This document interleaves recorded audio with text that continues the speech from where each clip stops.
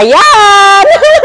Sa lahat ng gusto bumili po ng Suzuki cars, sa lahat na naghahanap ng maayos na kausap, legit na kausap, at sa lahat talaga na naghahanap po ng bagsak presyo, madaming previous at talagang napakabilis po mag-asikaso po. Ipakilala ko lang po yung pangalan ko.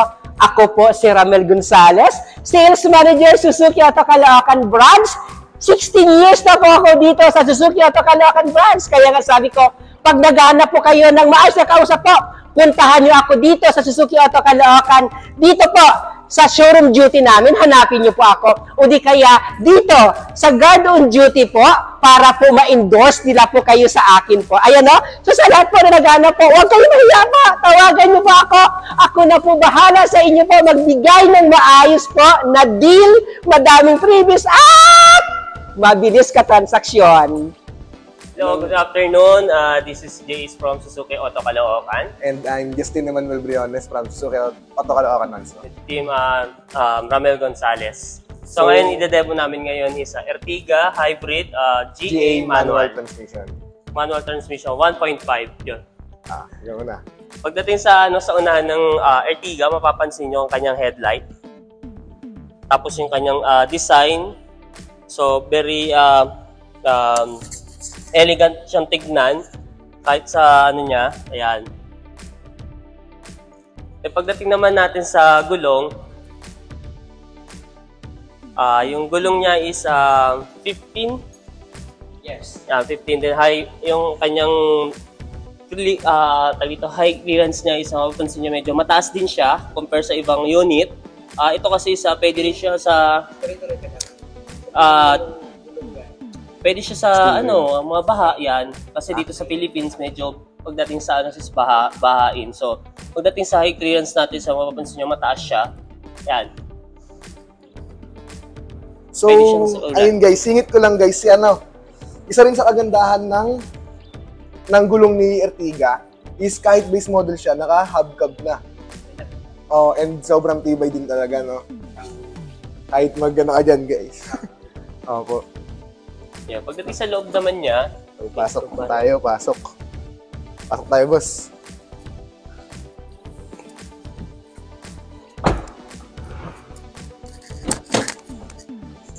So, hello guys. Ayun. Ito, introduce ko lang interior ni Ertiga GA manual transmission. So, ayun guys, kahit ano siya.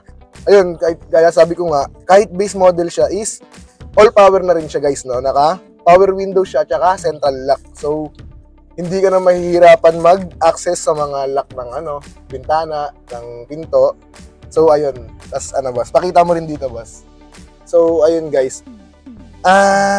So, sa features naman ni Ertiga, so, ayan. Kung makikita nyo, yung may nakalagay na off is ESP. So, para saan ba si ESP? Si ESP stands for Electronic Stability Program. Ano din to, guys? Safety features. Kapag naka-on siya, on mo siya kung sakaling maulan, then dumaan kayo sa medyo madulas na daan, on mo lang siya para kahit madulas yung daan, pag preno, hindi kayo malulus ng truck sa manibela. So, ayun naman, yung A naman na logo stands for EASS, Engine Auto Stop Start System. So, ayun, on mo siya for dagdag ng fuel efficient. So, ayun. Si EASS, guys, siya yung kumbaga sa motor, idle stop. Yung kapag nag-full brake tayo, automatic na mamamatay yung engine. Pero yung aircon, naka-on pa rin naman yun. Naka-blower. So, kung yung EASS, once naman na i-release yung brake, automatic naman na automatic na mag-on yung engine ulit. Walang delay. So, ayun. Pakita mo yung dashcam, boss. So, ayan, yung dashboard. So, ayun, as basic, si Ertiga GA, naka-radyo siya. So, kadalasan kasi, guys, si Ertiga GA, siya yung pang-passenger type, no? Ano pa ba, boss? So, ayun, may automatic, auto-climate pa rin sa aircon. So, ayun, gaya ng iba, meron siyang socket for USB charging port. Tapos, ayan. Pagdating naman dito sa second row, meron tayong spacious design, maluwag, kasya tatlong tao dito. Then yung kanyang upuan is Isofix. Kaya very comfortable siya, hindi siya ganun kadaling masira, malambot. Tag dito, ano siya sa likod, napaka malambot, yan. Then pagdating naman sa ano natin, yan, meron naman tayong cup holder dito. Then also speaker meron siya. Then power window, yan. Mga documents nyo, pwede mo ilagay dito sa gilid. Legroom, maluwag. Then ayan, clearance na 6-footer tayo, hindi siya ganun ka sa ulo natin. So, maluwag na maluwag talaga. Ayan. Ayun guys, kung mapapansin nyo, napakaluwag talaga ng headroom. No? Kahit ikaw kaya 6-footer ka, pero laki pa rin ng space. Laki pa rin ng space niya. So ayun guys, sa mga nagtatanong, sa mga gustong mag-apply ng for car loan, madali lang naman requirements kahit ano lang. 2 valid ID, proof of billing, tapos kung employed kayo, COE lang, tsaka 3 months na payslip, kaya na natin pa-approve yun. Tulungan namin kayo kumuha ng sasakyan. So ayun, sa mga sa business naman, yun, 2 valid ID, proof of billing, DTI permit, tsaka kahit kung may bank statement, mas okay guys para 3 months bank statement. Para may pang lapit sa bangko. Pwede sa kung mga cash OFW, kailangan nandun natin to valid IDs, COE, latest, then bank remittance, kung sino pinadadala niya po dito sa Pilipinas. Yan. Ayan, pagdating naman natin sa third row, yan. Mapapansin nyo yung likod na isa, ganun. Third row. Yan, bababa lang natin to, then konting usod lamang ang buwan. Ayan. Ayan, sa likod, oh. Very spacious ng design, very comfortable siya. Ayun guys, sa third row, kung pansin nyo kami, medyo malaki na rin kami yung katawan namin guys, no? Pero may space pa rin, so sakto-sakto talaga pang tatluhan. Pero yung sa tatluhan na yun guys, napaka-komportable pa rin nun. Kaya pag long drives, hindi pa rin kayo makakahassle sa pwesto. So ayun, third row natin guys, meron pa rin cup holder, no? Cup holder, seatbelt, meron din yan. Ayan, may seatbelt din for safety features. Meron yan dito. Tatlo kayo. Kayang-kaya na ito, tatlo guys. Ayun, no? So ayun guys. So sa legroom natin, usog naman natin. Wait lang. Hindi mausog, usog mo natin guys. Yan, sa legroom natin, mapapansin nyo. Usog natin lang. Yan. Usog lapit mo dito. Ayun. So ayun guys, tignan nyo. Yung legroom natin, kahit nakasagad na sa atras yung sa second row, hindi pa rin ipit. Ayan, no, may space pa rin siya. So, kaya hindi ka talaga mangangalay. Kahit ano yan guys, kahit long ride, sobrang komportable. Ayan, sagad na yan. Sagad na sa paatras yung sa second row, pero ayan, may space pa rin. So, ayan, cup holder. Tsaka ito talaga yung kinaganda nun guys. So, kahit third row, meron siyang seat belt. So, ano talaga basta Suzuki units, pangunahin din talagang factor ni Suzuki, safety features. So, punta naman tayo sa likod.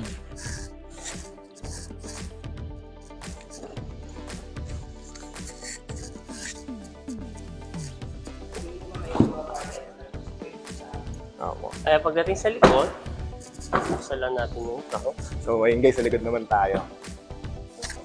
Ayun, no. Kung makikita nyo guys, sa likod ni Ertiga GA, napakalaki pa rin ng space. So, mga ilang kaya ba? Tansya mo kaya, ilang sakong bigas? Siguro marami-raming sako rin bigas na makukuha nyo rito. Mga ano to guys, 3 maleta, no? Yan. Napafold yan. That's, yung ngayon, 50-50. Ayan, for business nyo, kayang-kaya ng mga panghakutan. Kung magta-travel kayo, napafold din yung nasa second row.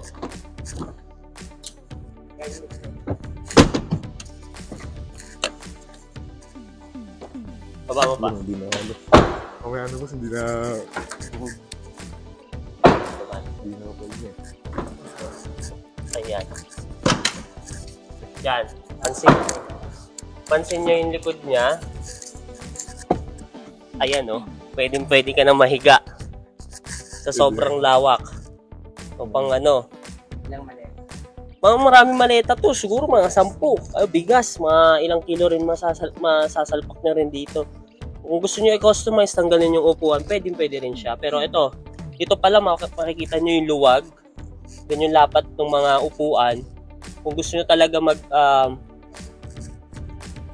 i-travel, ayan, mga travel buddies nyo, Genio na to. Kasi sobrang luwag, tsaka murang-mura lang. Yan. So, ayun guys. So, hanggat maganda yung promo natin this month, so try na natin mag-apply. Napakaganda ng promo natin, no? Yes. For Ertiga GA, this month is 34,999 all in down payment na yun within Metro Manila. Isa 34,999 guys, kasama dun yung 1 year na insurance, 3 years na LTO registration, tapos magkano yung monthly na ito? For 19K. Yes, monthly. 19K monthly. 19K monthly. Meron ka ng ganitong sasakyan, pang business, Hybrid pang na. family. Ayun, hybrid pa. Hybrid pa. So, Ayun, sa naman sumunod na variant naman ito is GL GL manual. Ang price niya naman is, down payment niya is 39,999. 39,999. Then yung monthly niya is 22K. Ayan. Then yung sa sumunod naman sa GL Automatic din, ang price niya is down payment niya is 39,999 din. Then ang monthly is 23. Then sumunod is si GLX yung top of the line. Ang price ng down payment niya is 89,999 down payment. Ang monthly 24.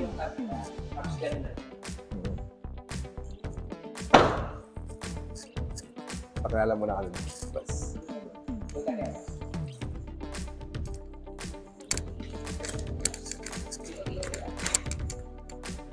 Paano na?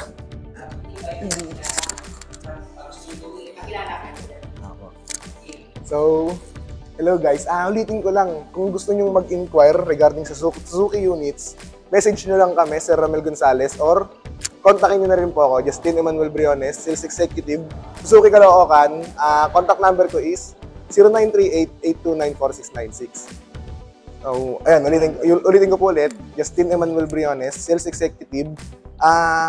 Number ko po, 0938-829-4696. Anytime naman, pwede po kayo mag-call. Yon, I'm Jace Garcia, Suzuki Auto Caloocan, Team Ramel Gonzales. Contact number, pwede niyo po matawagan na 0905-830-7363. Meeting ko, Jace Garcia from Team RTG, Ramel Gonzales. Cellphone number is 0905-830-7363. For more info, details, discount, big cash discount, pwede po kayo mag-inquire. Yan lang.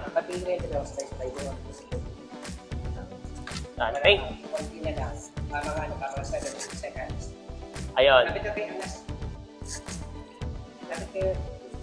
Yan. Thank you. Thank you Thank you po. guys. See you. Peace.